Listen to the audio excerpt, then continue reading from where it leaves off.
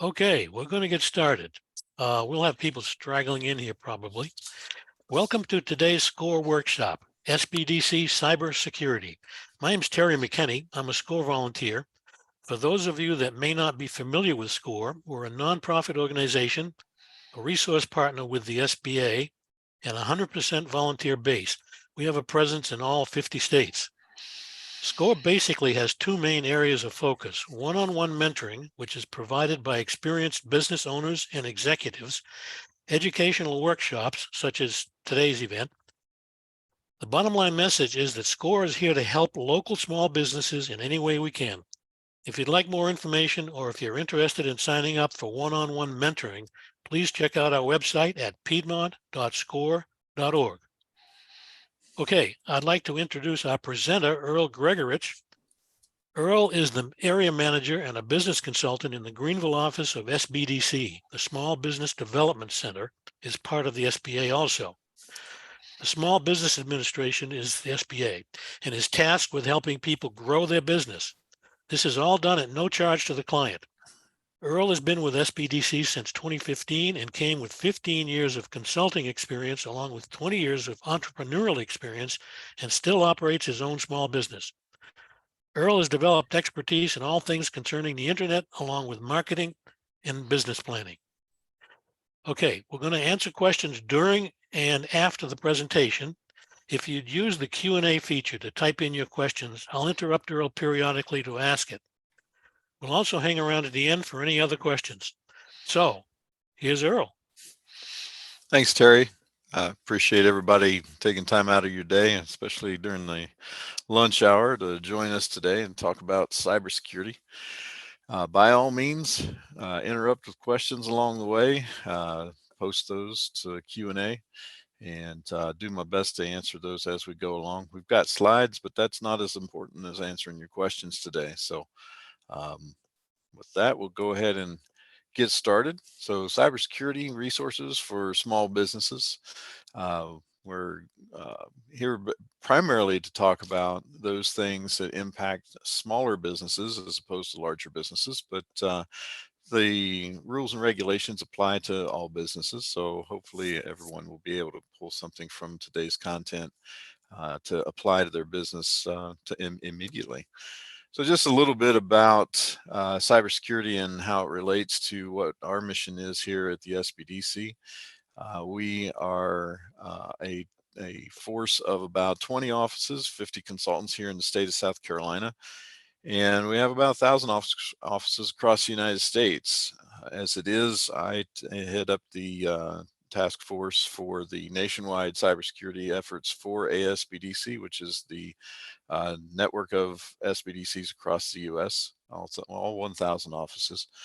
And so if it's something that is being taught or used across the United States in an SBDC office with regards to cybersecurity, myself and one other individual head up the task force that make that happen. So that said, I am also co-chair of the technology committee here in South Carolina that rolls out cybersecurity training and does cybersecurity assessments, which we'll talk a little bit about today, for small businesses here in the state. So you're getting the information right from the source today. So One of the things I want to I'll make sure that everybody understands is that everything that we do with regards to cybersecurity is standards based. This is not Earl's interpretation of what he thinks might be the best way for you to handle this. This is actually information assembled from the source. You see CMMC and NIST and those have been around for quite some time now. They've established the baseline for what is known to be good cyber hygiene in the business community. In many cases, it's a regulatory requirement for government contracting. So, for those of you who work with the government directly through contracting, you may notice and be more familiar with, say, the Cybersecurity Maturity Model certification, which is what CMMC stands for, or NIST, which is the driving force behind all the regulations that stand up what you must adhere to as a government contractor.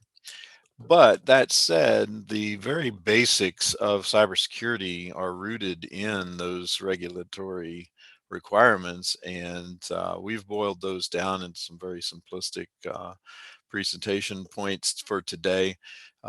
Hopefully, you'll be able to again to apply these as we move forward. So, if you notice there that we'll be focusing on 6 different domains of information that's contained within CMMC: access control, ID and authentication, media protection, systems and information integrity, system and communication, and physical protection. It sounds like a lot, but it's pretty simple, and we'll keep it in common terms as we go. So let's jump right in. Navigating the basics of cybersecurity awareness for small business. One of the first things that you have to do is you have to determine what critical confidential information that you have as a small business owner. You may have a smaller business. Maybe it's just yourself running a business, and you're thinking, okay, I don't have a whole lot of really top secret stuff that I need to be protecting. But the fact of the matter is, just about every single business has, at the very least, personal identification information on their customers, their clients, maybe an employee or two, or yourself. So that personal information is critical information. That's information that hackers would find value in. So we do recommend that you take the steps we're going to outline today to protect that. Um, this is extremely important because, one, you're liable if you're found to not have taken the steps to protect the information. It's also important from the standpoint of reputation, protecting the value of your business. We'll talk about all the different things that can go wrong, that can cause heartburn for you as the business owner if we don't protect this and handle data and information in the correct way. Cultural change really is what we'll focus on for the most part today. Everybody thinks cybersecurity means a bunch of dollar signs and lots of time and resources, but really, it's just getting a different mindset and pushing that mindset set out into the company and your vendors and the people that you work with within your business circles, so that they understand, hey, cybersecurity is important and we take it seriously in our business. So it's more culture than it is dollars and cents in most cases, especially at this level of basic cyber hygiene.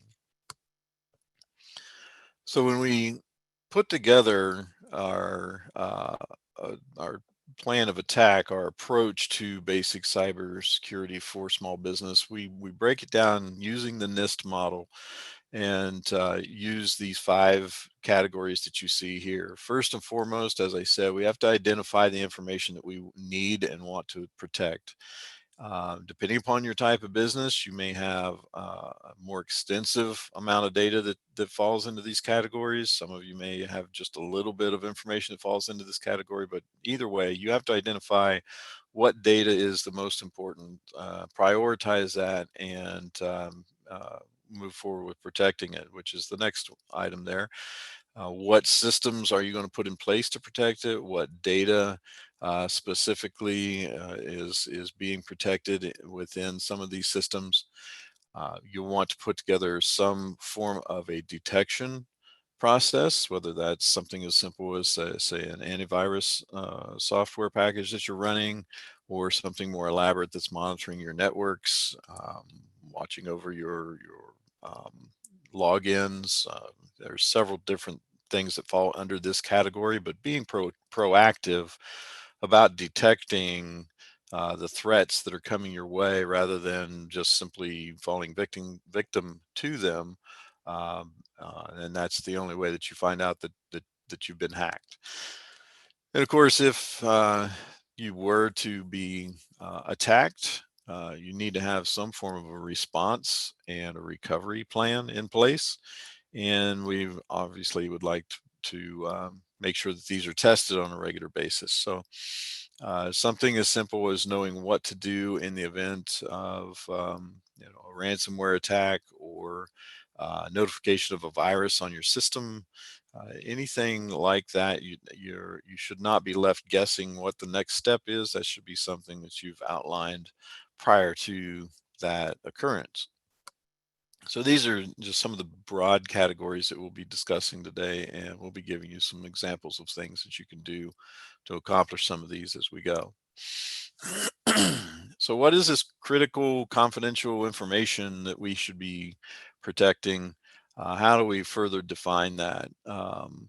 Critical information resides in many of your systems. If you're running a CRM system, a customer relationship management system, or if you maintain vendor information, employee data, all of those fall into this category.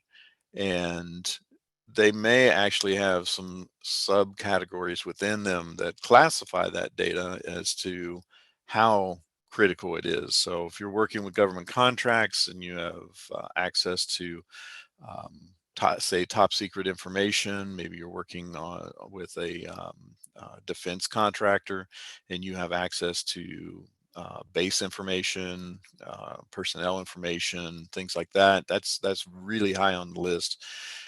But maybe you're a smaller company, you don't do any of that kind of work, but maybe you do have, say, credit card information from sales that you've been conducting online. Well, that's just as important to the individual on the other side of that credit card. So obviously you need to protect that as well. So you see down there some of the more common categories that we focus in on when we talk to small businesses: personal identifying information, PII. That's information that just about every single business has. FCI, federal contract information, only if you're doing better federal contracting would you likely have that in your possession. And that includes if you're a subcontractor. Some people don't even realize that they're doing work for a corporation, that they're actually working on a product or a project that is related to a federal contract. You may not be directly working within that contract, but you may be a subcontractor performing a service or providing a product that goes into that contract.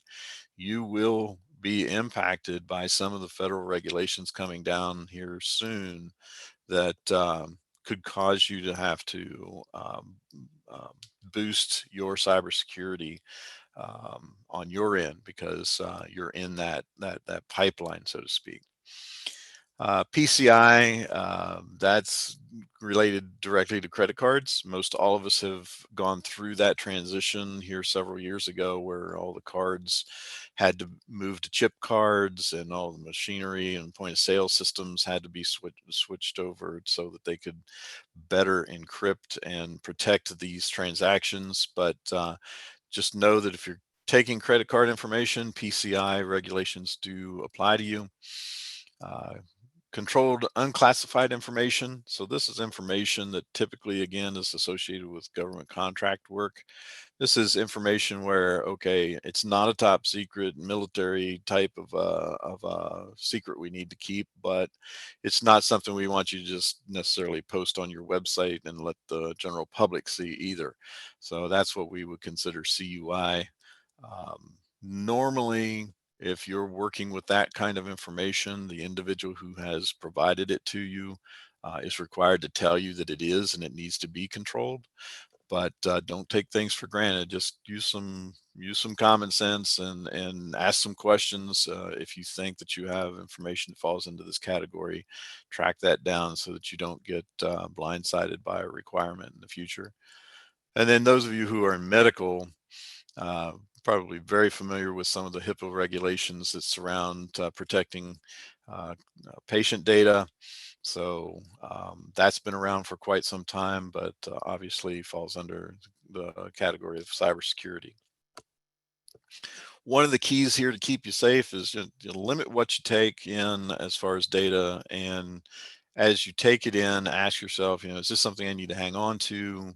Uh, should this be archived? When can I delete this so it's no longer on my system? But don't keep anything longer than you have to. Only collect what you need, and that will minimize the amount of exposure that you have in the event of an attack. So some of the vulnerabilities that you're facing as a small business owner out there, and a lot of these you've heard of, the vulnerabilities fall into primarily three very large categories. Viruses, these are things that you can pick up just through your day-to-day operations working online. Spyware, these tend to be applications that sit in the background, be it on your network or on a computer or device, digital device that you have. They watch your movements, they may record some of your keystrokes, and then feed that information back to a hacker for future use. And then Trojan horses, those typically are software packages that have been loaded onto a device that are in waiting for the proper moment for them to be activated. And they can range in their purpose, anything from ransomware to just simply snooping around within a system, or possibly even using your system to attack other systems. So those are just some of the more common vulnerabilities that we see out there. Certainly not a comprehensive list, but those are the ones that we find small businesses struggle with the most. As far as the actual threats that are coming in, the number one threat to your business is you, the employee, the human element, so to speak. If we programmed the machines to fight off the other machines, we probably would never have a problem. But as soon as we inject the human element into this, we all fall victim. And that goes from the most uh, well trained IT professional to the president of the company to the person answering the phones. Any of us can fall victim to these things. They're getting much more complex. So the employee element is your most common threat when it comes to protecting against any cyber attacks. Phishing, we've heard a lot about phishing. This is where typically it comes in by way of email, but it can come in by phone as well. Um, Basically, someone is trying to get you to divulge information by clicking on a link or answering questions so that they can gain access to your systems. Email spoofing is where emails come in. They look legitimate. They look like they're coming from, say, the president and CEO of the company, but they're actually not. The email has been spoofed. It has been um, redirected and renamed and comes in looking like something other than what it is. Ransomware, that one is probably the one that hits the news the most. That's simply where the attack has occurred and software is triggered in the background, be it by clicking on a link in an email or a file. And that then shuts down the systems, encrypts the data so that you cannot use it or access it, and then you're held ransom. And until you pay said ransom or find your way out of that predicament, you are locked up. So that's one that's probably the most prominent attack method right now, anyway. Social engineering, that is where the information that you post online typically is where this is found by the attacker. They go out, they find information about you, um, and they use that to attack your company, your family, your business, whatever. You may have heard of scams where people will use the phone. They'll call up and claim to be someone, uh, a family member maybe, and they use information that they found on, say, your Facebook account or whatever, to take advantage of the fact that maybe that you're on vacation, or they see a family member is traveling about, and they will fabricate a story to make you think that something is going on and money is needed or something like that. And then sometimes they're successful and they get you to write a check or give a credit card number or whatever. So social engineering leads back to being careful about what you post and when you post it. I've trained my family members to never post anything about their vacation until they're home from vacation, because you don't want the whole world to know where you are or what you're doing, and that you're not available at your home. So most of the time they listen anyway. Brute force attacks. This is where it is what it sounds like. Your systems receive a crazy number of login requests, or requests for a file download or something like that. And in some cases, it's meant to gain access to your systems. In some instances, it's just meant to keep your system so busy that you can't really get anything done on it. So brute force can happen at any time, and that one's a hard one to prepare for, but it certainly it certainly is a major tactic by the hackers out there. So if we look at the 6 domains, these will help us protect ourselves against some of these threats that I just outlined. So the first thing we talk about is access control. This is pretty simple stuff. Um, you want to make sure that you are controlling who has access to your systems, such that you are able to keep out the folks who don't need to be in systems and allow people in who do need to be in there. So establishing access requirements, there only certain people should have access to certain portions of your network or portions of your software. Make sure that your internal systems have control points where you can say keep those folks who are maybe always working in inventory. They don't necessarily have to have access to, say, the accounting system or payroll. Make sure that remote access is controlled as well. This is a big thing right now with remote workers. You should have certain times and certain methods and certain access points that remote workers have access to, and that should be monitored so you know who's coming and going and when, so that you can detect any abnormalities in the traffic coming in from outside systems accessing your internal systems. And then limiting access to authorized users and processes. That goes back to what I was saying. Um, your inventory folks probably don't need to have access to your payroll, and sales probably don't need access to necessarily accounting. So making sure that you've got those segregated. Identification and authentication. We've all experienced this. If we've logged into any system these days, we've experienced some form of an identification or authentication process. You should know all users who are on your systems. You know, for some time in the early days, you'd have one login and one password, and the entire company would use it, or everybody at the front counter would have the same login and password. We can't do that anymore. Every single individual should have their own login, their own password to gain access to the system, not only from the standpoint of securing who comes in, but allowing you to know exactly who it is that's moving about in your system by identifying them by username and password.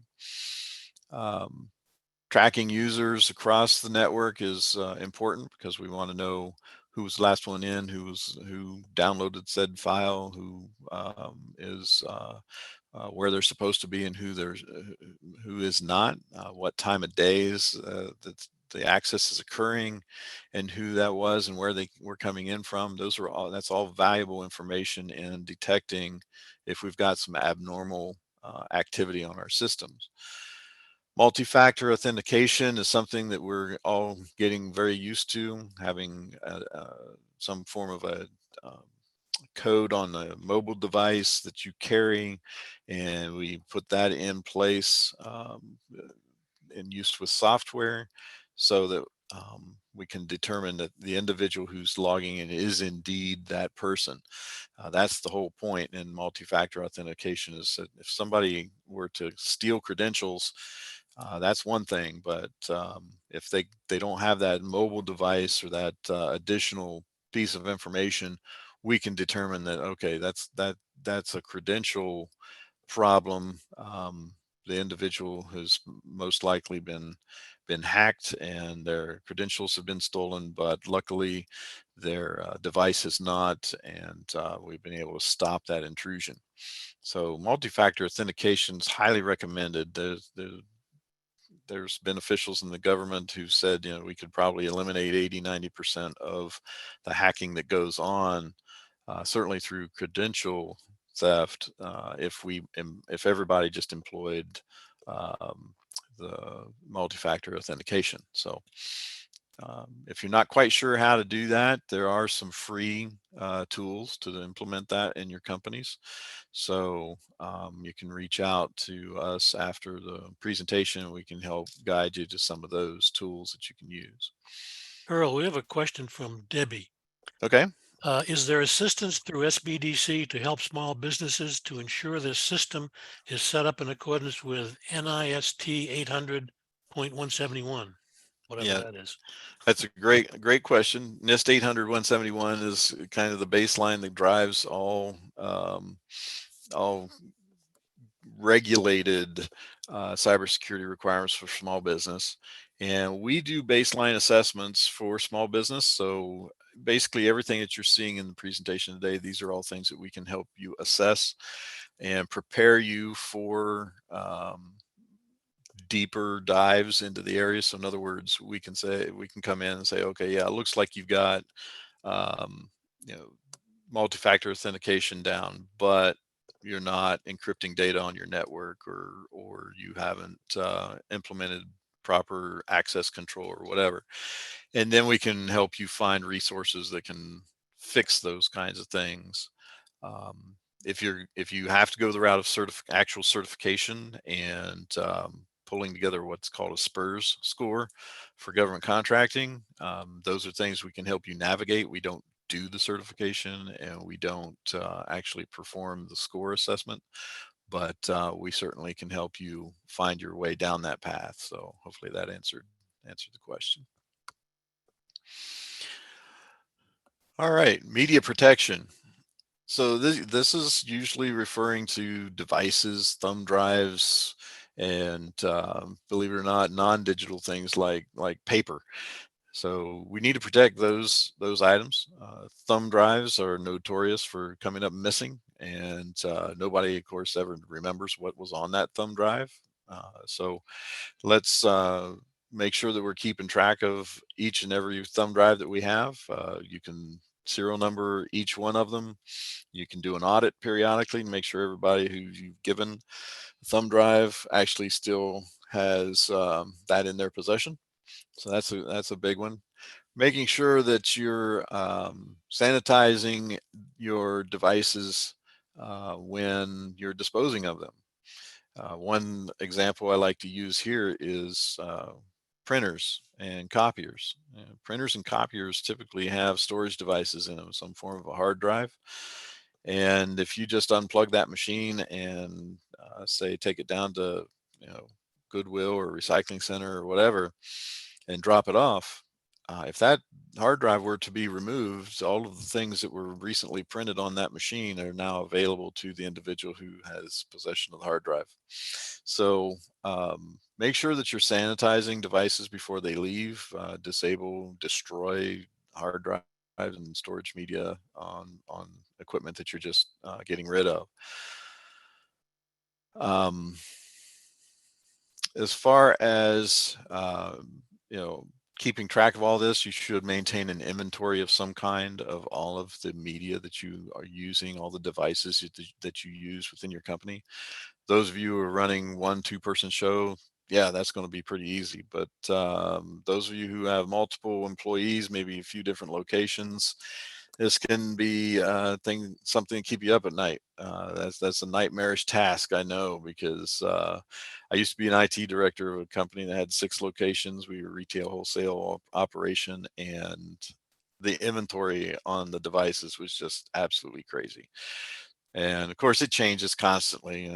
Somebody loses a thumb drive, somebody's laptop gets broken and needs to be replaced. So it's a bit of a task. I get it, but without that, it's really hard for you to track down at any given point what's missing and what needs to be protected because of that thumb drive. It had payroll data. Now we need to, shore up or possibly have a regulatory driven reporting mechanism kick in. So you have to maintain that inventory. Earl, we have a question from Dawn. hmm My intern has access to the company information. What steps do I need to take after her internship ends? Meaning changing passwords to different email accounts. What other things should I do? Yeah, that is a great question because that happens a lot. You should formalize a process. This goes back to those first 5 categories where you have plans in place for. This is not necessarily a recovery, but it is considered a mitigation plan.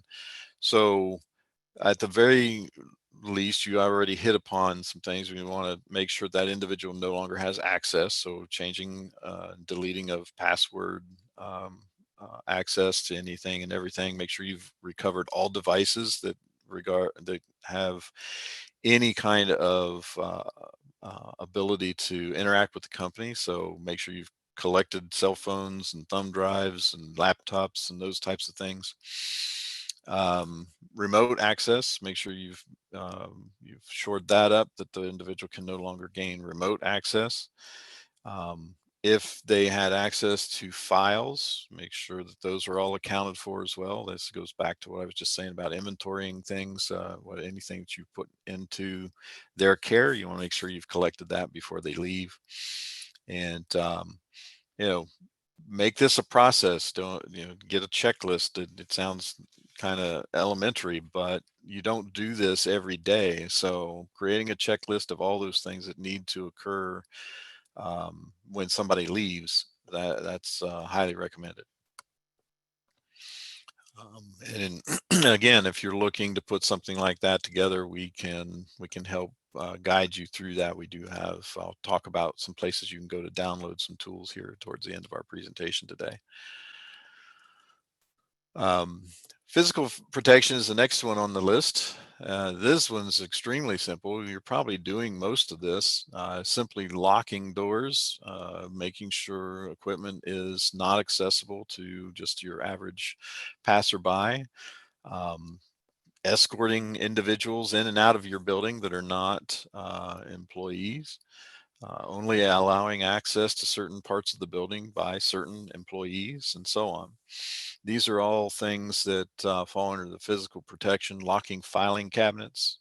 Again, paper is data, and it doesn't take a whole lot to transfer data that's printed on a piece of paper into a digital file. So just keep that in mind, what you leave laying around on the desk when you leave at night. If you have a cleaning crew, they have the ability to see that. If you have a customer walk through or a vendor walk through, they have the ability to see that. So make sure you're protecting that kind of information as well. Um, One thing that I find happens a lot in small business is I can walk in and I can usually find their access point for their communications. So I'll find a router or communications device sitting on a table in the corner or hanging off the wall or stuffed under the counter underneath the POS system or whatever. And it's easy enough for the person who's got ill feelings towards the company to plug something into that router and you wouldn't know it was there, maybe ever, because you're not probably looking at that router every single day. So if you've got that kind of a situation, you should try to secure that in some way. It should not be accessible for anybody to just be able to reach down, plug something in, or unplug something that you uh, then have to spend money and time to figure out why something's not working anymore. So um, you know who you are. I've been in the businesses out there, and it's pretty common occurrence. So work on trying to get those things put aside and locked up. Okay, Earl. Hmm. First of all, Dawn says thank you for the answer, but she would like assistance with putting a checklist in place. And Debbie, the first question, Debbie, about the I've erased the question, but it was about that standard. She said she had a client Hmm. call and missed the answer. So would you repeat that if you remember it? Okay. Um, so I think it was NIST 800-171, and if the SBDC can help meet some of those requirements, we can help guide you, certainly. We don't do the certification. We don't go as far as helping you calculate your SPURS score, but we can help you navigate the processes. We can get you in contact with the resources that may be needed to take the more in-depth steps. But if you're not going the route of certification, you're not required for from a regulatory standpoint to meet NIST 171. You're just using it as guidelines. We certainly can help you put some processes in place to help you meet some of the basic requirements like we're talking about today. So I hope that answers the question. All right, systems and communication. So what we're talking about here, is what are we protecting as far as the data and what state is it in? So you have data that sits on a hard drive, you have data that is in front of you on a screen, you have data that's in transit over a network. So how do we protect that data as it's moving about? um, One of the things we can do is we can physically separate the data from networks that it does not need to be exposed to. So for instance, maybe your accounting system is not connected to the internet. It is for internal purposes, therefore we don't need to have it connected to the internet. Maybe your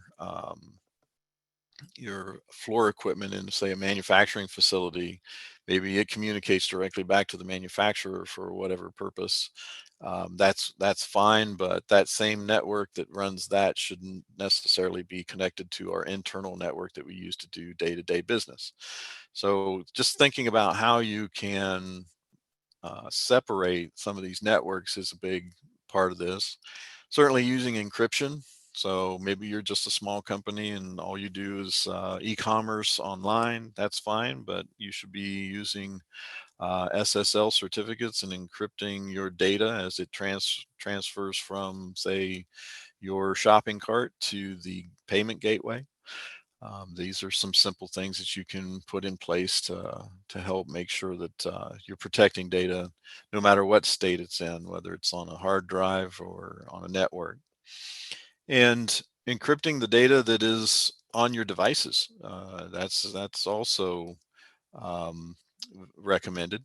And case in point there is if say you were attacked by ransomware and a hacker was able to download the information off of your computer before they lock you out. Well, all they've done is downloaded encrypted data, so chances are that's not going to be too useful to them.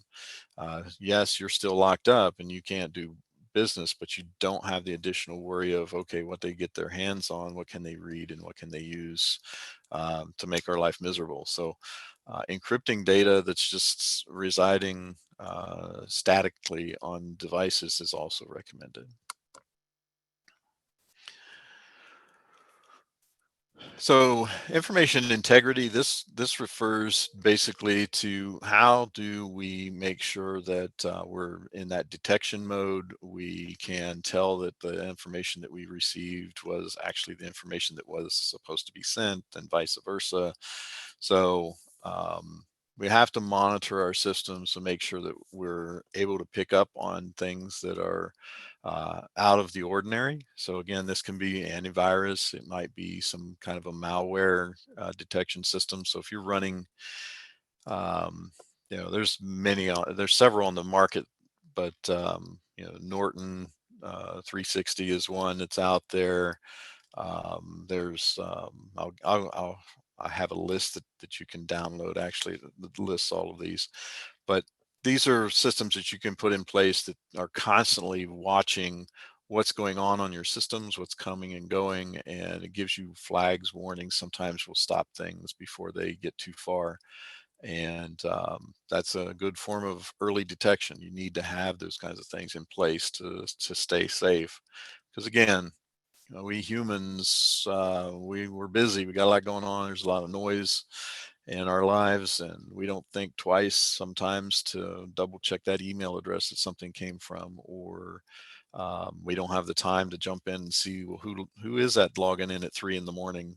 Um, we don't have anybody that works that kind of a shift.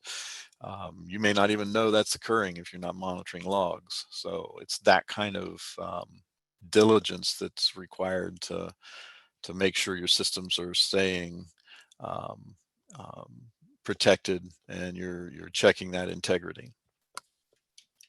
Earl, another question from Don. You may have to do Mhm. this offline. I don't know. How do you encrypt data, email, and device? Yeah, that is probably something we'd have to set a phone call, and depending upon how you go about your daily operations would determine what encryption um, tools you may want to put in place. Some things are as simple as changing some settings on your email client can encrypt your email coming and going.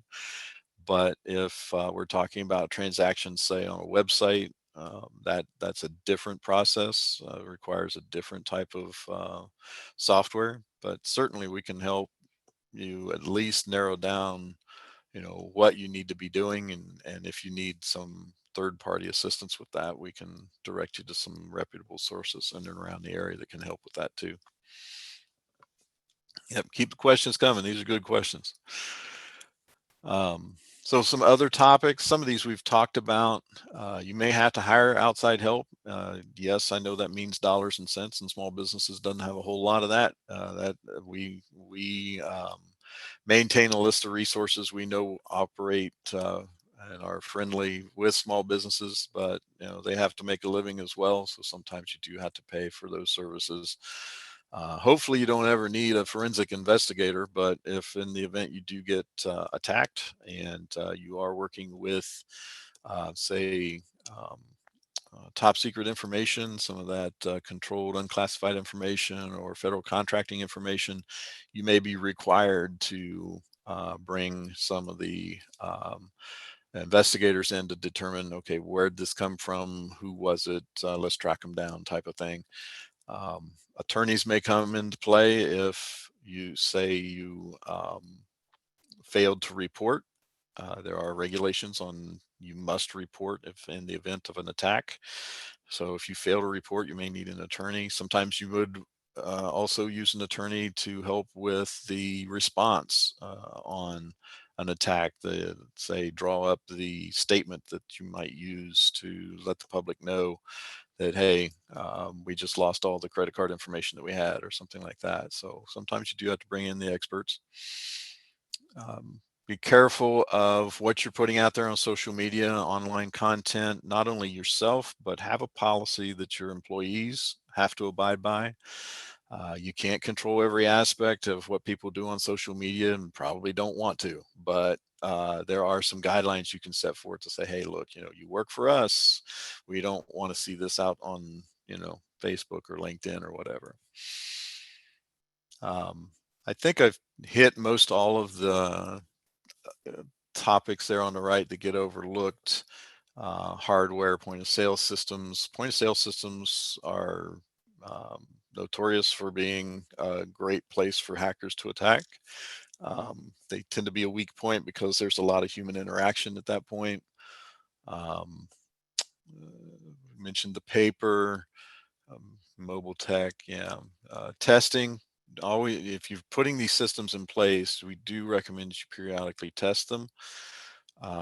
If you're encrypting your backups, and hopefully you're doing backups, if you're encrypting your backups, which is recommended, make sure that you can restore from those backups. So test a backup periodically to make sure that what you're backing up, you can actually regain control of. It's amazing, sometimes people will go through all the processes and do correctly the backups that they need to do, but when it comes time to restore from that backup, they're unable to do it because of some technical glitch, or it's not coming back the way they thought it would, or whatever. And now your backup's useless. So just make sure you're testing those regularly as well. Cyber insurance, that's a class in and of itself, but just briefly, I'll say this. If you feel the need to protect yourself, your company, and or those who you handle data for from um, uh, being hacked, and the costs that occur from that, insurance can be a mitigator for that. But know this, it is very difficult to get, and it is very expensive these days because of all the activity lately. Um, there's first party and there's third party. First party means you're buying a policy to protect you and your data and your circles. Third party is if you're a company that you handle data that is owned by someone else, and you want to be protected in the event that that data is compromised, then you'll need third party cyber liability insurance. So if you have questions on that, yes, that would be a phone call or an appointment with us, because that's a wild, wild west right now when it comes to cyber liability insurance. It's kind of tough to track down. So at this stage, you might be Earl, sitting there and think, I'm sorry, go Earl, ahead. Earl, we Go have ahead. another question. Is iCloud a good backup for data? Do you recommend using the cloud? Can the data in the cloud be encrypted?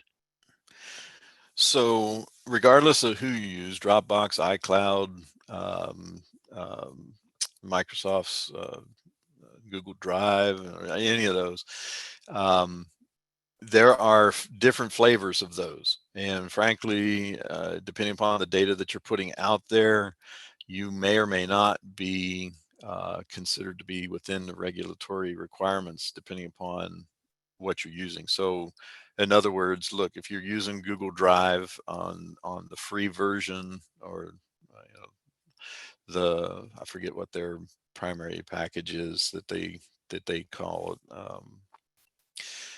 You can get a free drive, and then you pay for their suite, Google Suite. If you're using the free drive, that's not good enough. You don't want to use that. It's not encrypted. It's not overly protected. But if you pay for Google's suite of tools and you use that drive, it is, in most cases, it is acceptable. Not all cases. So when you get into the higher, top secret stuff, military, Department of Defense, they don't accept that. But for the most cases, you can use that kind of information. Dropbox has a beefed up security version, I think, that they offer. So you just have to ask yourself, what risk am I willing to take on, and what is my budget that I can afford, and use the cloud accordingly. The cloud itself is a good um, uh, strategy.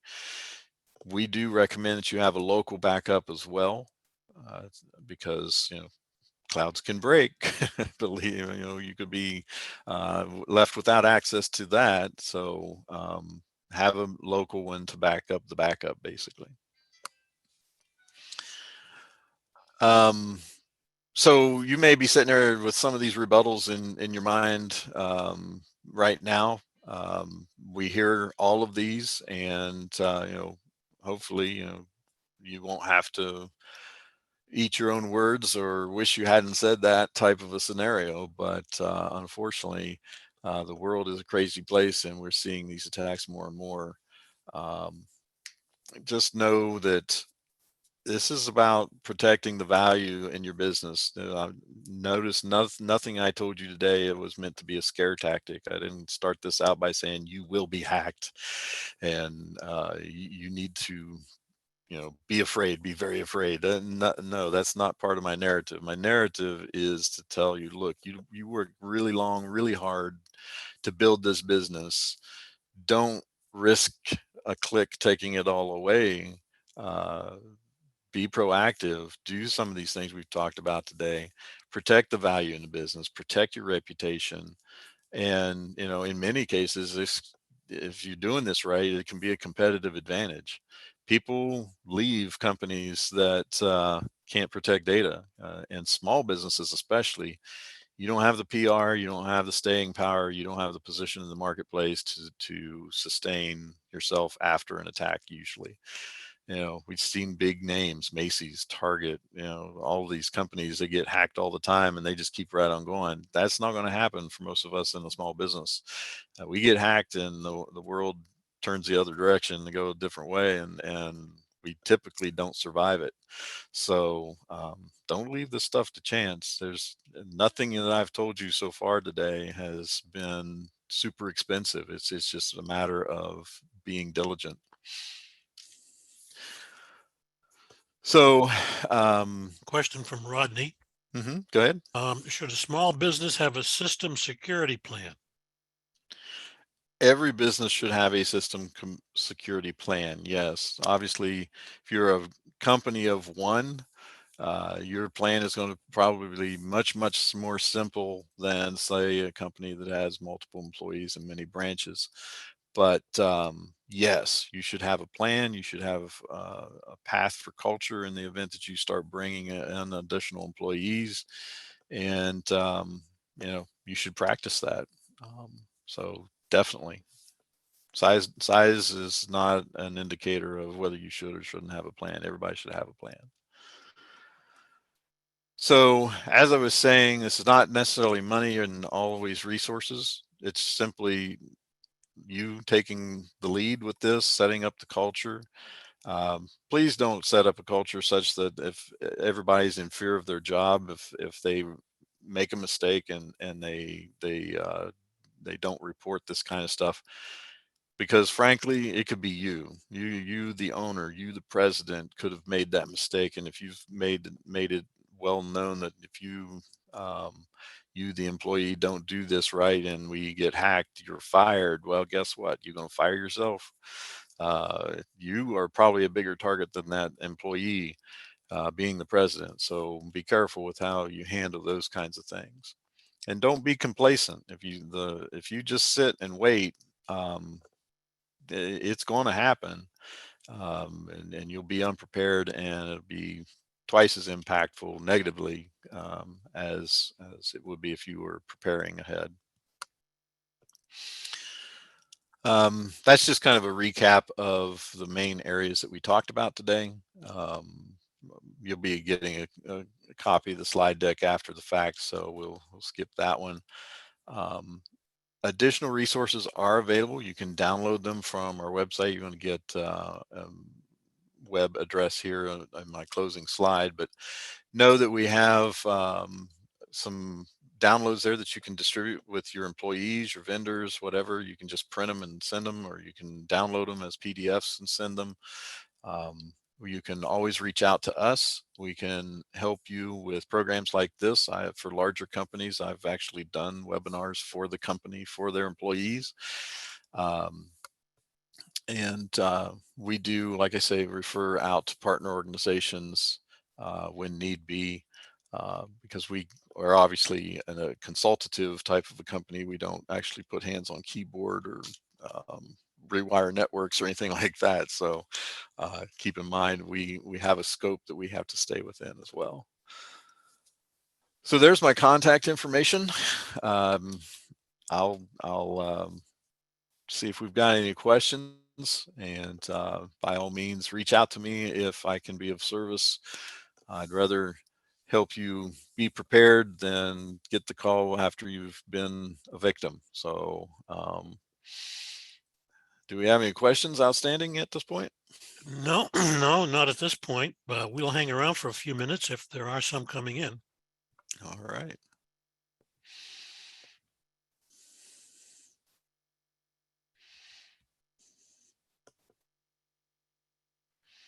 I think they were fairly active in their questions during the presentation. So, Got them all during the time, so that's good. And they were great questions. If something comes to you after the presentation today, or you've got something more specific or in depth that you want to talk about, reach out to me. Keep in mind, everything that we do is confidential. If we do an actual small business assessment, it is quite involved. So I'll be on site usually. We'll have a remote Zoom type of an interview, and then I'll come on site and do some checks. And then afterwards, I'll present you with a action item, so to speak, and I will physically deliver that. I will not email that to you, so that there isn't any chance that you, heaven forbid, if you are already hacked at that point, that gets into the wrong hands. So we take this very seriously, and we hope that you do too. Debbie is asking, how do you sign up to get assistance? Is that at the website? Yes, if you go to the scsbdc.com website, they'll see a big blue button in the top right hand corner. It says ask for or request a consultation. Just click on that. It asks for some basic company information. Again, we don't charge for anything that we do. So you don't have to worry about getting a bill or anything, but fill in your information. It'll assign you to a branch of our offices closest to you by zip code. And if you want specifically cyber information, just put in the notes when you sign up that you saw this presentation. You need to talk to Earl, or you need to talk cyber or something like that. And usually it'll end up with me anyway. So just put that in there.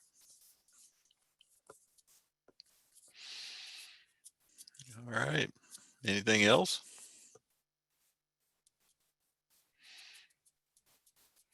All right, Terry, I think we can close it down. I appreciate everybody's time today, and hope to talk to you again soon. All right. Well, thanks for coming, Earl. We enjoyed this. Happy to do it.